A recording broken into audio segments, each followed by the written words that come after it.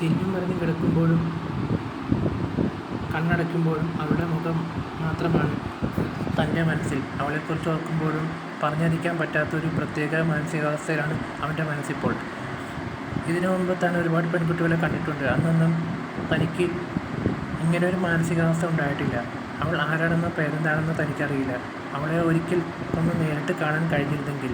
അങ്ങനെ പലതും ആലോചിച്ചവൻ ജനാലയിൽ നിന്ന് പെട്ടെന്ന് ഒരു കൈ അനന്തുവിൻ്റെ ചുമലിൽ അമർന്നു. ഞെട്ടിത്തിരിഞ്ഞ് നോക്കിയപ്പോൾ തന്നെ നോക്കി വിളിച്ചുകൊണ്ട് നിൽക്കുന്ന സന്ദീപിനെയാണ് അവൻ കണ്ടത്. എന്താടാ പന്നി മോനെ, മനുഷ്യൻ പേടിപ്പിക്കണം. തെരുവിളിക്കല്ലേ കളിയാ. ഞാൻ കുറേ നേരമായി നിൻ്റെ കഥകളിൽ കണ്ടുകൊണ്ടിരിക്കുകയായിരുന്നു. കഥകളിയോ? എന്ത് കഥകളി? നീ എന്ത് വട്ടായി പറയണേ? എനിക്കല്ലടാ വട്ട്. ഇപ്പോൾ നിനക്ക്